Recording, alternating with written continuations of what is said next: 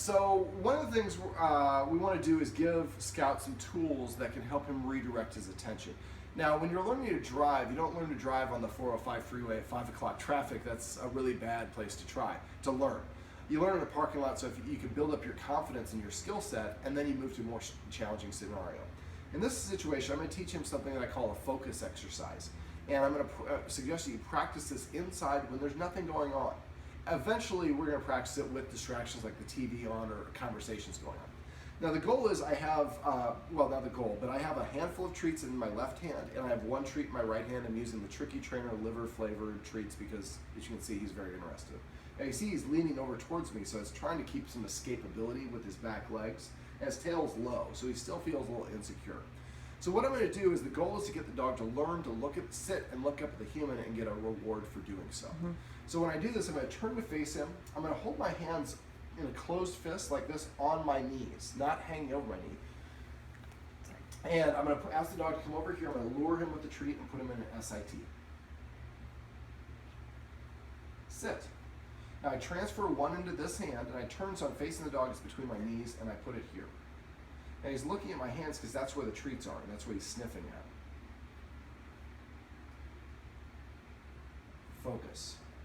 So what I'm doing is waiting for him to voluntarily look in my eyes, and then I'm raising the treat between my nose and his nose, and then going directly towards him. So it's a two-motion setup, or a movement. Let me show you once he...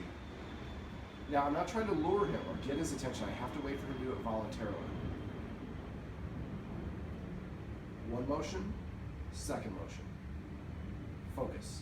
I say the word focus when it touches his lips. So the first one is not, when I do this, a lot of times people go like this. They go to their own nose. The idea is just to move it up so it's between your eye and the dog's eyes to keep his gaze at you. I'm going to transfer another treat. Sit.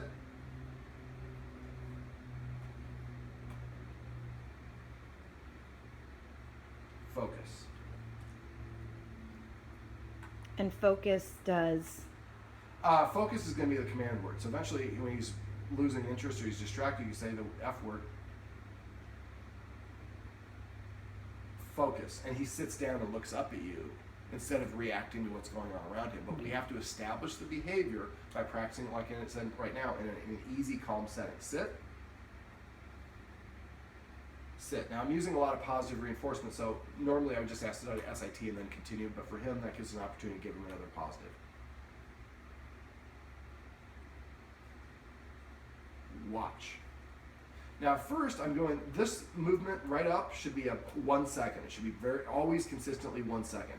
But after a while what's going to happen is I'm going to start delaying the second movement because I want to cause him to continue lingering looking up at me.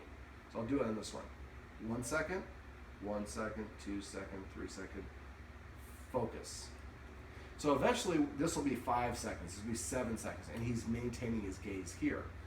And what we're doing is just teaching him, like I said, that looking up the human is a rewarded behavior.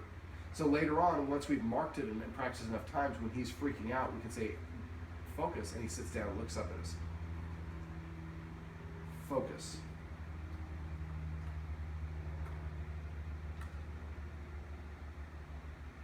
Focus.